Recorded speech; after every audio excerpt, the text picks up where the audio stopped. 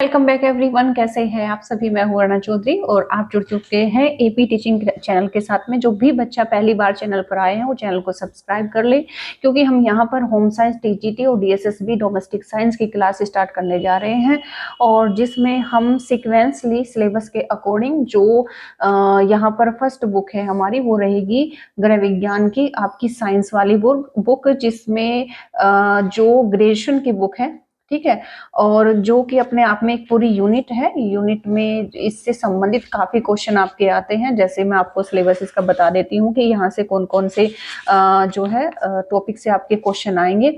जैसे आपके शरीर क्रिया विज्ञान एवं स्वास्थ्य रक्षा, ये एक पूरी यूनिट है। इससे जो है पूरा क्वेश्चन आते हैं। इसमें आपके पेशी तंत्र, आपके अस्थि पंजर और आपकी परिसंचरण उत्सर्जन तंत्र, ठीक है, जो श्वसन तंत्र होता है उससे संबंधित, और विकास तथा क्रियात्मक और व्यायाम और स्वास्थ्य रक्षा, इन सब से जो है संबंधित आपसे क्वेश्चन आते हैं। तो इसमें कॉन्सेप्चुअली हम जो है स्टडी करेंगे। जैसा कि अभी एलटी में आपके जो पद है 7466, ठीक है, इनमें अच्छी खासी आपकी वैकेंसी ये है। तो इसके लिए आपको बहुत अच्छे से मेहनत करनी पड़ेगी अपनी एक सीट रिजर्व करने के लिए, अपना सिलेक्शन लेने के लिए। तो उसके लिए जरूरी है कि आप स्टेप बाय स्टेप एक एक बुक को कंप्लीट करें, और पहले आप थ्योरी समझे, उसके बाद से जो है क्वेश्चन करें। तो सबसे पहले हम थ्योरी को क्लियर करेंगे, उसके बाद से इससे संबंधित टॉपिक से संबंधित या को प्रीवियस ईयर क्वेश्चन जितने भी हैं उनको जो है यहाँ पर डिस्कस किया करेंगे। तो जो भी बच्चा होम साइंस, टीजीटी या एलटी की तैयारी कर रहा है, या फिर डीएसएसबी का डोमेस्टिक साइंस की तैयारी कर रहा है, दोनों की वैकेंसी साथ में आई है, और दोनों के एग्जाम कहे तो हो सकता है कि डीएसएसबी का पहले हो जाए और आपका जो है यूपी का बाद में हो, लेकिन तैयारी दोनों की सेम ही है, सेम सब्जेक्ट है। तो आपको अच्छे से तैयारी करनी चाहिए। उसके लिए आपके पास में बीएड और प्लस ग्रेजुएशन होनी चाहिए, ठीक है। बाकी आपको चाहिए अपनी तैयारी अच्छे से प्रैक्टिस करना। तो चलिए स्टार्ट करते हैं। इसके बारे में हम पहले बात कर चुके हैं। अभी शॉर्ट नोटिफिकेशन आया है, अभी डिटेल का नोटिफिकेशन आने दीजिए। उसके बाद में आप जो है अच्छे से फॉर्म को फिल करके, और तैयारी आपको अभी से स्टार्ट करनी है, ठीक है। तो समझते हैं टॉपिक को। आपकी ये साइंस वाली जो पूरी एक यूनिट है, बुक है, उससे संबंधित हम हर एक टॉपिक को यहाँ पर डिस्कस करेंगे। उसी में जो सबसे पहला टॉपिक है वो है आपकी कोशिका, सेल जिसे आप कहते हैं। तो जो सेल टॉपिक है, जो कोशिका टॉपिक है, इससे संबंधित जितने भी इंपॉर्टेंट यहाँ पर महत्वपूर्ण बिंदु है, मैंने उनको कलेक्ट किया है, ठीक। साथ ही साथ इसमें इसी से संबंधित क्वेश्चन जो मैं आपको एक्सप्लेन करूंगी, एक एक वर्ड पर, एक एक टर्म पर आपको ध्यान देना है, ताकि एक भी मिस्टेक आपकी ना हो पाए। क्योंकि इतना भी जो है क्वेश्चन का लेवल इतना भी हाई नहीं आता है कि आपकी रीच में ना हो, अगर आप अच्छे से पढ़े तो कोशिका से स्टार्ट करते हैं। कोशिका की खोज किसने की, कोशिका के केंद्रक की खोज किसने की, ये सब क्वेश्चन जो है आपके पूछे जाएंगे, ठीक है। तो आपको क्लियर होना चाहिए कि कोशिका की खोज किसने की है, तो रॉबर्ट हुक ने की है, और इन्होंने इसे कोसार कहा था, ठीक है। कई बार होता क्या है, क्योंकि आपका उत्तर प्रदेश लोक सेवा आयोग पेपर ले रहा है, तो वो एक सुलझा हुआ पैटर्न बनाता है, और क्वेश्चनों का लेवल भी एक सुलझा हुआ ही रखता है। ऐसे नहीं कि कहीं से भी उठा के मतलब रख दिया है पेपर को। तो उसमें क्वेश्चन जब डायरेक्ट यहाँ से क्वेश्चन आपका बन रहा है कि कोशिका की खोज किसने की है, तो क्वेश्चन ये नहीं आपसे पूछेगा कि रॉबर्ट हुक ने कोशिका को क्या नाम दिया था। तो क्या नाम दिया था? कोसा नाम दिया था। साथ साथ आप में नोट्स या तो आप बना ले, या फिर जो है इसकी पीडीएफ आप एबी टीचिंग जो टेलीग्राम चैनल है उसके साथ में जुड़ जाइएगा। उस पे जो है पर डे जो भी क्लास पढ़ाई जाएगी उसकी पीडीएफ उसको आपको वहां पर मिलती रहेगी। तो रॉबर्ट हुक ने इसे कोसा नाम दिया था, ठीक है। और कोशिका की जो केंद्रक है, कोशिका का जो केंद्रक होता है, उसकी खोज किसने की थी? उसकी खोज की थी रॉबर्ट ब्राउन ने, ठीक है। ये आपको ध्यान रखना है, रॉबर्ट हुक ने कोशिका की खोज की थी, और कोशिका के केंद्रक की खोज की थी रॉबर्ट ब्राउन ने, ठीक है। अब बात करेंगे कि प्रोटोप्लाज्मा क्या है। प्रोटोप्लाज्मा जो एक मतलब कोशिका में एक लिक्विड होता है, जिसको जीव द्रव बोलते हैं, ठीक है, जिसको जीवन का आधार भी बोलते हैं। तो उसकी खोज की थी किसने? हैक्सेल ने की थी, ठीक है। तो कोशिका को क्रियात्मक समूह किसने बताया था? हाइमन ने बताया था। कोशिका को क्रियात्मक समूह यानी कि हमारी बॉडी की क्रियात्मक इकाई किसने कहा था? हाइमन ने कहा था। कोशिका जीवन के परमाणु तथा इकाइयां हैं, ये किसने कहा था? ग्रे ने कहा था। तो कोशिका को जीवन के परमाणु तथा इकाइयां किसने बताया है? ग्रे ने बताया है। ठीक है, ये आपको ध्यान रखना है। संरचना से इसमें से आपसे कोई भी यहाँ पर सिर्फ एज ए पिक्चर है, ये दिखाने के लिए कि कोशिका कैसी होती है, इसके डेप्थ में नहीं जाना है आपको। सिर्फ इतने से क्वेश्चन आपके जो है यहाँ से आपको उठाने हैं। तो झिल्ली से आबद्ध, ये आप नोट कीजिएगा, झिल्ली से आबद्ध यानी कि झिल्ली से घिरा हुआ, झिल्ली से आबद्ध जीवद्रव्य या प्रोटोप्लाज्म को ही कोशिका हम कहते हैं, या फिर एक तरह से मतलब कह सकते हैं कि जो जीव द्रव्य होता है जिससे एक जीव मतलब जीवित रहता है, जिसको हम कोशिका कहते हैं। ठीक, इसमें डिटेल में आपसे नहीं पूछा जाएगा, सिर्फ और सिर्फ ऑब्जेक्टिव क्वेश्चन होते हैं, कोई रिटन तो आपका नहीं होगा, तो उसमें जो है आपको टिक मार्क ही करना है। तो सीधे सीधा आपको बस आपके डिटेल याद होनी चाहिए कि क्या किसने किसको क्या कहा है और ये कितने प्रकार का होता है। अभी हम आगे इसमें जो है देखो इस तरीके से मतलब पूरा डिस्कस करेंगे, क्योंकि यहाँ से ज्यादा क्वेश्चन आते हैं। ठीक, लेकिन अपना बेसिक भी हम एक बार पढ़ लेते हैं। कोशिकाओं की विशेषताएं आपको जरूर ध्यान होनी चाहिए, क्योंकि यहाँ से क्वेश्चन आपके आते हैं। अगर कोशिका से पूछ लिया जाए कि निम्नलिखित में से कोशिका की विशेषता नहीं है, निम्नलिखित में से कोशिका की विशेषता नहीं है, तो आपको पता होना चाहिए कि इसकी विशेषताएं कौन कौन सी है। तो कोशिका का कोई आकार नहीं होता। आपसे बोल देगा कि कोशिका का आकार होता है, नहीं, कोशिका का कोई अपना आकार नहीं होता। जैसे हमारे शरीर के जिस पार्ट की जो संरचना बनी हुई है उसकी कोशिका वैसी बन जाती है। जैसे हमारे हाथ है, हमारे हाथ जो है लंबे है, तो हमारे हाथ की कोशिकाएं लंबी होती हैं। हमारा मुंह है, हमारा जो गाल है, हमारे गाल चपटे हैं, तो हमारे गाल की कोशिकाएं चपटी होती हैं। ठीक है, हमारे कान है, मुड़े तुड़े हैं, तो हमारे कान की कोशिकाएं मुड़ी तुड़ी हैं। तो उस हिसाब से जो है ये अपना आकार बना लेती है, इसलिए इनका कोई आकार नहीं होता। और प्रत्येक कोशिका एक दूसरे से स्वतंत्र होती है। आपको ये भी ध्यान रखना है कि क्वेश्चन में दे देगा कि प्रत्येक कोशिका एक दूसरे से पृथक नहीं होती। ठीक है, इस तरीके से आपको कंफ्यूज करेगा कि वो एक दूसरे से अलग नहीं होती है। ठीक है, जबकि आपको पता होना चाहिए कि एक दूसरे से स्वतंत्र होती है, अलग होती है। ठीक है, हर एक कोशिका एक दूसरे से स्वतंत्र होती है, अलग होती है, और इनकी आकृति किसी भी तरह की हो सकती है। गोल हो सकती है, ठीक है, जैसे पेट की कोशिकाएं गोल, गाल की कोशिकाएं चपटी, और बहुतलीय भी हो सकती है। बहुत सारे इनमें जो है तल भी बने हो सकते हैं, और या फिर विकृत भी हो सकती है। विकृत जैसे कहो कान की जो होती है वो विकृत ही होती है, क्योंकि इसकी कोई आकृति नहीं होती है। ठीक, इस तरीके से आगे हम इसका वर्गीकरण पढ़ेंगे।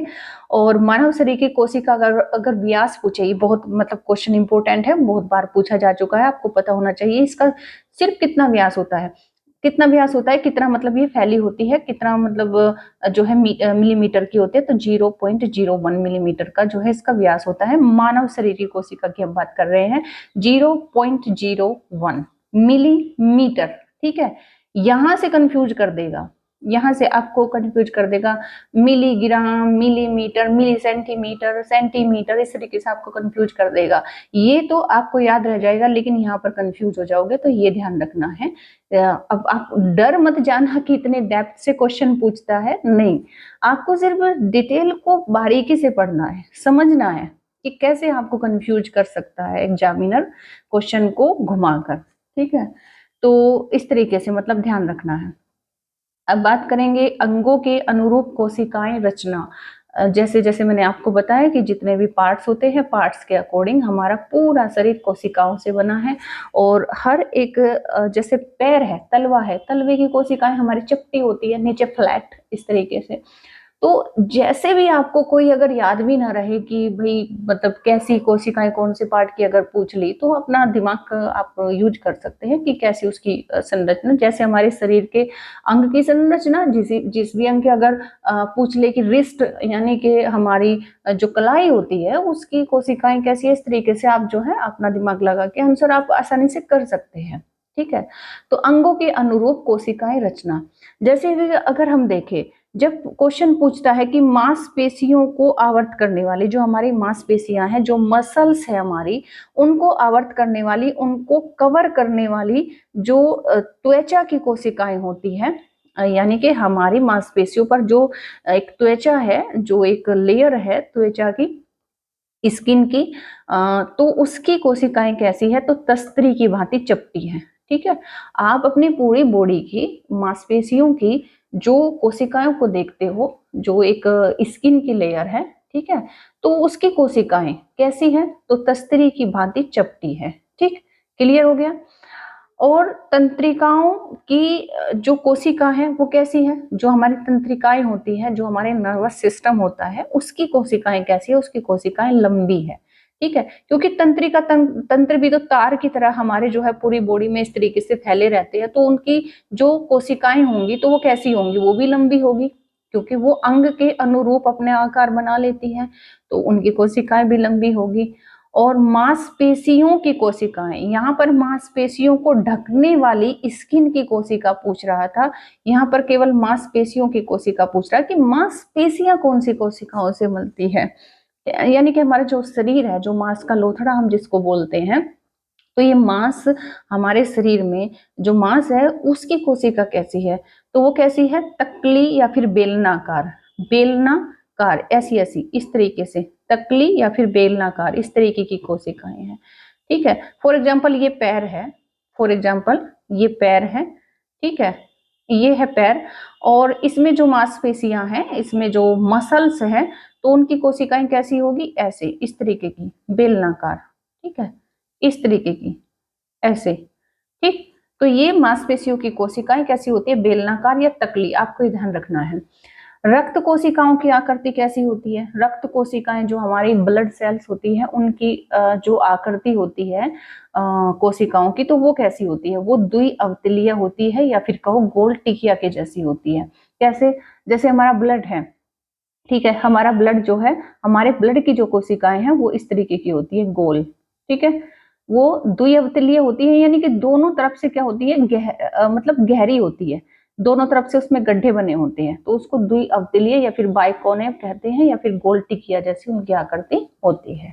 ठीक है, ये बहुत बार क्वेश्चन पूछा जाता है, इसमें कंफ्यूजन नहीं होना है, अच्छे से आपको समझ लेना है कि किस तरीके से क्वेश्चन पूछा जाता है, अपने नोट्स बना लेना, अदरवाइज इस पीडीएफ को डाउनलोड कर लेना, ये आपके एग्जाम के टाइम पे काम आएगी। ठीक है, अब बात करते हैं प्रोटोप्लाज्म की।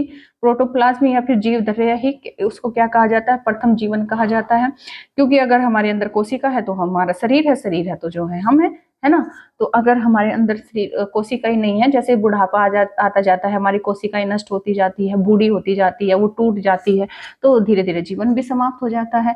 तो इस वजह से इसको क्या कहा गया है, प्रथम जीवन, या फिर जो है इसी को जीवन का आधार कहा गया है। अतः जीव द्रव्य को जीवन का आधार कहा जाता है। क्लियर हो गया होगा, ठीक है। अब कोशिकाओं का वर्गीकरण पढ़ते हैं कि किस प्रकार रक्त कोशिकाएं, पेशीय कोशिकाएं, अस्थि कोशिकाएं, तंत्रिकीय कोशिकाएं, संयोजित कोशिकाएं और आच्छादक कोशिकाएं होती हैं। इनकी आकृति कैसी होती है, ये किस प्रकार की होती है, ठीक है।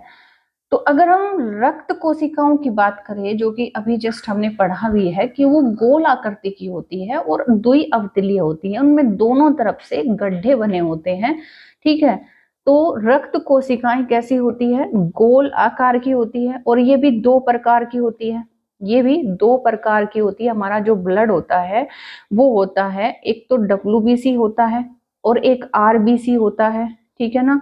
तो इस वजह से हमारी जो रक्त कोशिकाएं होती है, ब्लड सेल्स होती है, वो दो प्रकार की हो जाएंगी, ठीक है, श्वेत एवं लाल हो जाएंगी, श्वेत एवं लाल।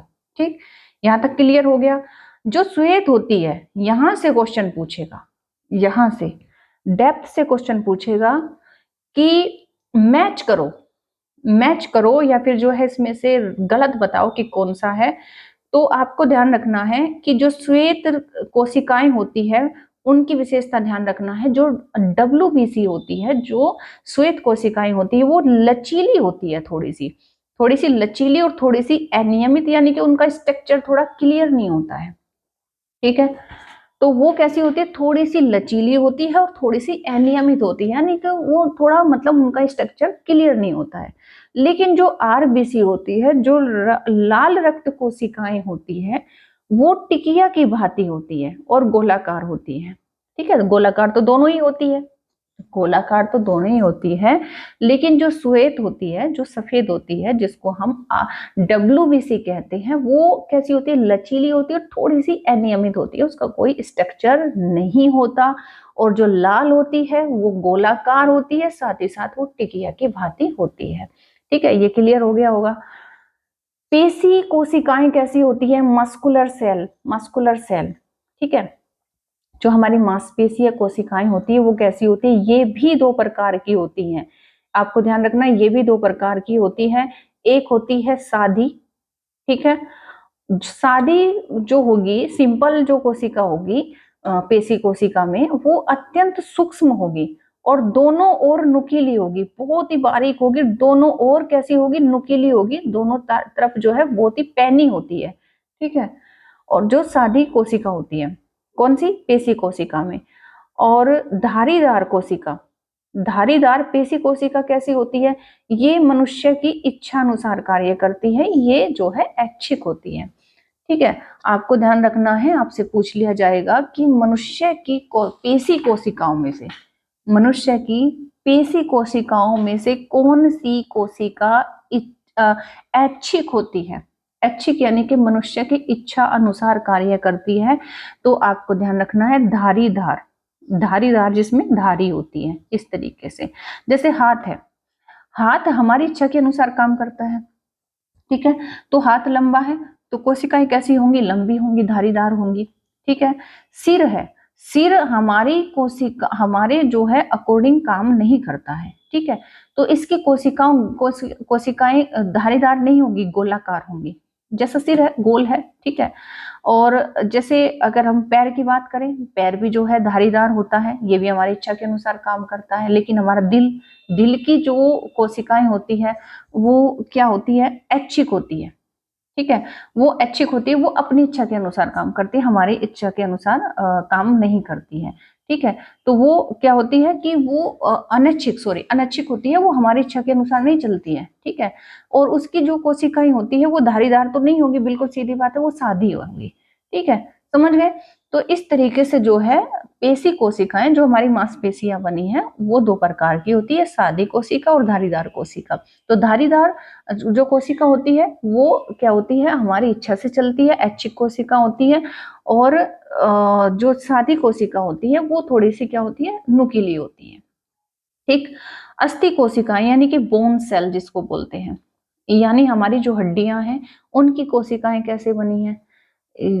अब कोशिका बहुत ही मतलब आपको समझ में आ गया होगा कि हमारा जो शरीर है, जैसे कोई कमरा बना है, कमरा सबसे पहले कमरे में हम दीवार बनाते हैं, दीवार को बनाने के लिए हम एक एक ईंट रखते हैं और एक एक ईंट मिलकर एक दीवार बनाती है, और दीवार, सभी चार दीवार मिलकर एक कमरा बनाते हैं। ठीक उसी तरीके से हमारा शरीर है, हमारे शरीर में छोटी छोटी कोशिकाएं मिलकर उत्तक बनाती है, जिसको हम दीवार से जो है तुलना कर सकते हैं।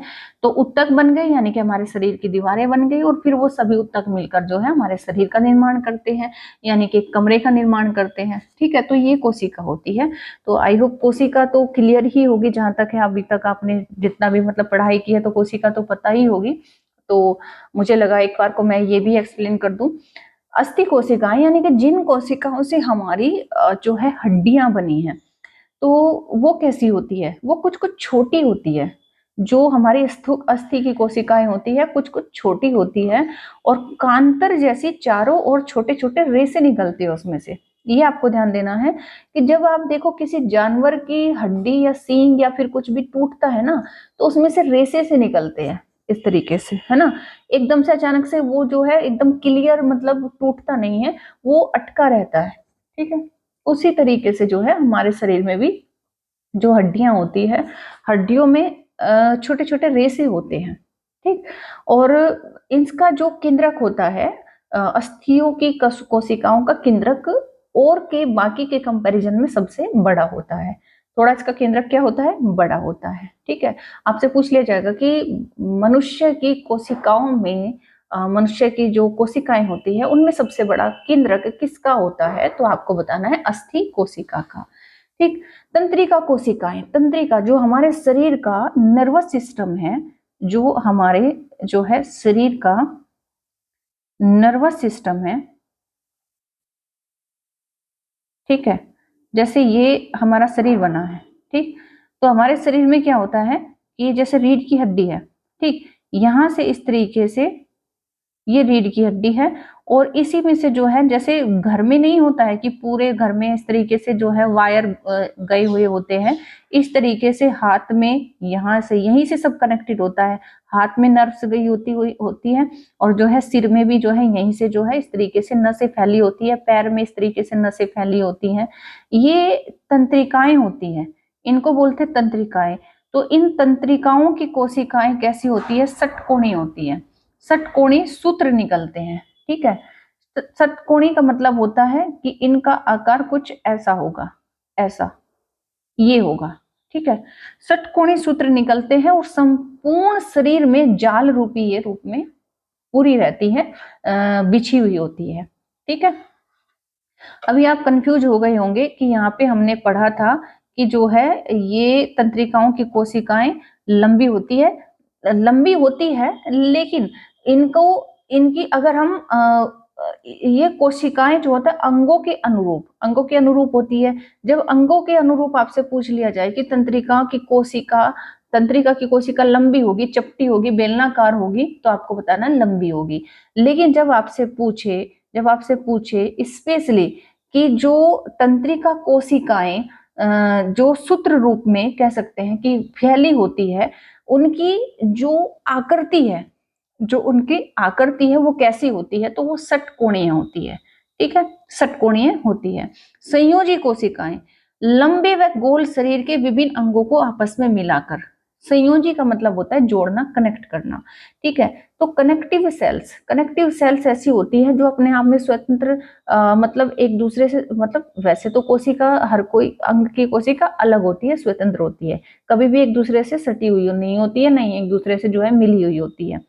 लेकिन यहाँ पर जो है संयोजी कोशिकाओं उनको कहा गया है जो मिला जुला रूप यानी कि लंबे गोल शरीर के विभिन्न अंगों को आपस में मिलाकर यथास्थान बनाए रखने का कार्य करती है। जैसे कि अगर हम देखें घुटना और हमारे जो कोहनी होती है, कोहनी, इनमें संयोजी यानी कि उत्तकों को जोड़कर बनाने वाली कोशिकाएं, ठीक है। जब जो जॉइंट होते हैं उनमें क्या होता है, आपस में उत्तक चिपक जाते हैं, जुड़ जाते हैं, ताकि एक पार्ट को हम जोड़ पाए जो आपस में क्या है कि अलग है। क्यों? अगर हमारा हाथ मुड़ेगा नहीं तो हम मूव कैसे करेंगे? तो उसके लिए क्या होता है कि हमारे जहां जहां पर जॉइंट है वहां वहां पर उत्तक क्या करते हैं, एक दूसरे को जोड़ लेते हैं, और इस तरीके से उन उत्तकों, जो वो उत्तक बने होते हैं कोशिकाओं से बने होते हैं, तो वो कोशिकाएं भी कनेक्ट हो जाती है, जुड़ जाती है, ठीक है। तो आपस में जुड़कर यथास्थान बनाए रखने के लिए इस तरीके से जो है वो लंबे और गोल शरीर के विभिन्न अंगों के अनुसार जो है आपस में उनको जोड़कर एक नई आकृति प्रदान कर देते हैं। तो संयोजी जो कोशिकाएं होंगी वो हमेशा जॉइंट की होंगी, जैसे टखनों में होंगी, जैसे घुटने में होंगी, जैसे कोहनी में होंगी। जब आपसे पूछ लिया जाए कि मनुष्य की कोहनी में या घुटने में या टखने में कौन सी कोशिकाएं होती है, पेशी कोशिकाएं, तंत्रिका कोशिकाएं या संयोजी कोशिकाएं, तो आपको बताना है संयोजी कोशिकाएं, ठीक है।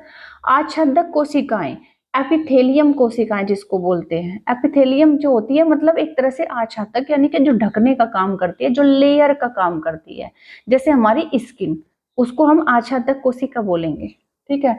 तो हमारी स्किन जो होती है वो ढकने का काम करती है, लेयर का काम करती है, तो वो कैसी होती है, वो चपटी होगी, बिल्कुल सीधी सी बात है।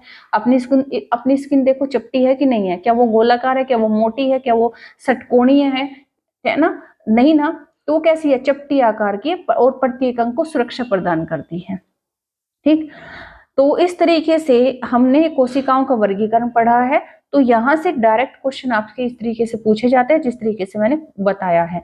आपसे पूछ लेगा कि कौन सी वह कोशिका है जो शरीर के अंगों को सुरक्षा प्रदान करती है। क्वेश्चन इस तरीके से बनेगा कि वह कौन सी कोशिकाएं है जो शरीर के अंगों को सुरक्षा प्रदान करती है। रक्त कोशिकाएं, पेशी कोशिकाएं, तंत्रिका कोशिकाएं या फिर आच्छादक कोशिकाएं। तो आपका आंसर क्या देना है, आच्छादक कोशिकाएं, ठीक है। क्लियर हो गया, बहुत अच्छे से क्लियर हुआ होगा। अब देखो कोशिका की आंतरिक संरचना यानी कि अब हम स्पेशली कोशिका को पढ़ रहे हैं, अंगों के अनुसार कोशिका को नहीं पढ़ रहे हैं, स्पेशली कोशिका को पढ़ रहे हैं, उसकी आंतरिक संरचना पढ़ रहे हैं। जैसे ये कोशिका है, ये कोशिका है, इसका एक केंद्रक होता है, ये इसका एक सेंटर केंद्रक होता है ये, ठीक है। और एक होता है इसका कोशिका भित्ति, ये जो दीवार है इसको कोशिका भित्ति कहते हैं, ये भित्ति का मतलब दीवार होता है, ठीक है। और कोशिका द्रव्य जीवोजिम या प्रोटोप्लाज्म, ठीक। तो जो केंद्रक में पाया जाता है एक लिक्विड, ठीक, तो उसको क्या बोलते हैं, कोशिका द्रव्य जीवोज या जो है प्रोटोप्लाज्म बोलते हैं। अब आपसे पूछ लेगा कि कोशिका द्रव्य या जीवोज या जिसे हम प्रोटोप्लाज्म बोल रहे हैं, कोशिका द्रव्य में निम्नलिखित में से कौन सी मतलब किस किस से बना है, या फिर इसमें से कौन से पदार्थ इसमें सम्मिलित नहीं होता है, ठीक। तो इसमें आपको बताना है कि इसमें जल होता है, ये सब नहीं पूछेगा, ये सब नहीं पूछेगा, ये आपको वैसे ही पता होना चाहिए, बस एज ए नॉलेज होना चाहिए। तो आपको पता होना चाहिए इसमें जल होता है, जल के साथ इसमें कुछ भाग प्रोटीन का होता है, और साथ ही साथ इसमें वसा होती है, और इसमें लवण होता है, और साथ ही साथ कार्बोहाइड्रेट होता है, ठीक है। तो कोशिका द्रव में जो जीव तरह होता है उसमें ये सभी तत्व पाए जाते हैं, ठीक। इन सबको आपको ध्यान रखना है, या तो नोट्स बना लेना अच्छे से, ठीक है, या फिर ऐसे जो है प्रैक्टिस करना। देखो, जब भी हमारा शरीर बना है, जो हमारा शरीर बना है उसमें जल भी है, उसमें प्रोटीन भी है। हमारा जो शरीर बन के आता है जब बच्चा माँ के गर्भ में होता है, तो इन्हीं चीजों से बच्चे का शरीर बनता है। जल चाहिए, प्रोटीन चाहिए, वसा चाहिए, लवण चाहिए, कार्बोहाइड्रेट चाहिए, जिसे हम एनर्जी बोलते हैं, है ना। तो इन तत्वों से ही तो शरीर बनता है। तो यही हमारे जो होते हैं, जो हमारे कोशिका होती है उसमें होता है। ये आपको वैसे भी है जो है आसानी से याद रखने के लिए आप रख लो कि हमारा शरीर किस किस चीज से बना है। उसमें जल है, उसमें प्रोटीन है, उसमें वसा है, उसमें लवण है, उसमें कार्बोहाइड्रेट है। इस तरीके से आपको याद रह जाएगा, ठीक है। कार्बोहाइड्रेट मतलब एनर्जी, है ना। तो ये सारी चीजें जरूरी होती है जीव को जीवित रहने के लिए, इसीलिए ये एक जो कोशिका का केंद्रक होता है उसमें ये पाई जाती है। और जैसे जैसे हम बूढ़े होने लगते हैं तो हमारे जैसे शरीर में पानी की कमी, वसा की कमी, और लवण की कमी, प्रोटीन की कमी, कहते हैं ना बुढ़ापे में मतलब हमें प्रोटीन की बहुत ज्यादा, कैल्शियम की बहुत ज्यादा आवश्यकता होती है, ताकि हमारे टिश्यूज यानी कि कोशिका खराब ना हो, हमारे ऊतक खराब ना हो, ठीक है। मतलब वो टूटे नहीं, बूढ़े ना हो। जैसे जैसे जैसे जैसे समय बढ़ता है, जैसे जैसे हमारी उम्र बढ़ती है, वैसे वैसे हमारे टिश्यूज यानी कि ऊतक कमजोर पड़ने लगते हैं। क्यों? आपने देखा होगा मकान जितना पुराना होता चला जाता है उनकी दीवारें जर्जर होने लगती है। जर्जर क्यों होने लगती है? क्योंकि जो अंदर की जो ईंटें है वो खोखली होने लगती है, ठीक है। और वो एक तरह से मतलब पुरानी पड़ जाती है, ठीक उसी तरीके से। और एक टाइम के बाद वो मकान खंडर हो जाता है ना, उसमें कोई भी नहीं रहता। ठीक उसी तरीके से होता है कि अगर हमें डेंटिंग पेंटिंग, रंगाई पुताई, हमारे भी शरीर की देखभाल ना हो तो हमारे शरीर की जो ऊतक है यानी कि दीवार है, टिश्यू है, वो खराब होने लगते हैं। और क्यों? क्योंकि हमारे अंदर की जो कोशिका है, जो सेल है, वो कमजोर पड़ रही है, वो सिकुड़ रही है ना। उनका जीव द्रव कम होता जा रहा है, ठीक। इस वजह से ये ऐसा होता है।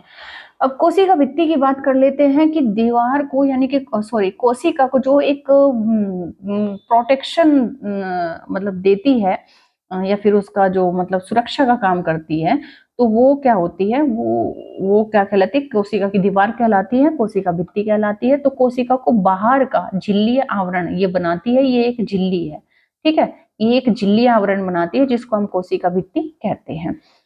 अब बात करें केंद्रक की। केंद्रक क्या होता है? अंडाकार होता है। केंद्रक ये इसका कैसा है? अंडाकार है, और कोशिका की वृद्धि एवं प्रजनन के लिए आवश्यक है। कोशिका की वृद्धि एवं प्रजनन के लिए आवश्यक है। जैसे जैसे जैसे बच्चा बड़ा होता है ना, तो कोशिकाएं इस तरीके से मतलब यहाँ से निर्मित होती है केंद्रक से। एक कोशिका से दो, दो से तीन, ऐसे मतलब तरीके से जो है डिवीजन होता है, विभाजन होता है। इसीलिए जो बच्चे का शरीर बढ़ता है और एक समय के बाद में कोशिका का विभाजन बंद हो जाता है, तो बच्चे का शरीर बढ़ना भी बंद हो जाता है, ठीक है। इस तरीके से जो है ये कोशिका के बारे में हमने पढ़ा है। अब आप पूछोगे कि यहाँ से क्वेश्चन कैसे आएगा, तो क्वेश्चन सिर्फ यहाँ से आएगा, ठीक है। इन सब से नहीं आएगा, ये तो आपकी जानकारी के लिए है, ठीक।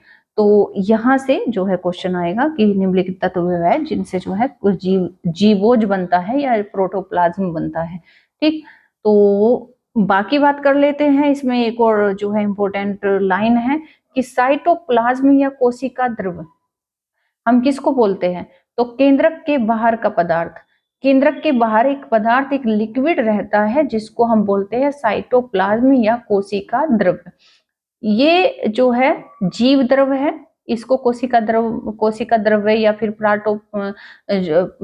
जो प्रोटोप्लाज्म है, जो जिस मैं लिक्विड की बात कर रही हूँ, ठीक है, उसको हम साइटोप्लाज्म भी बोल देते हैं।